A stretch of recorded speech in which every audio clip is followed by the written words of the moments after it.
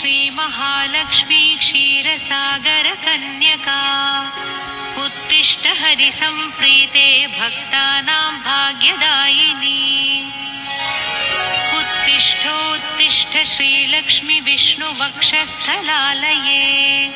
उत्तिष्ठ करुणापूर्णे लोकानां शुभदायिनी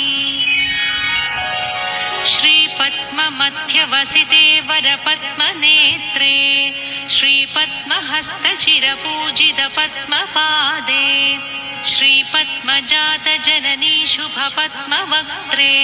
श्रीलक्ष्मी भक्तवरदे तव सुप्रभातम् श्रीपद्ममध्यवसिते वरपद्मनेत्रे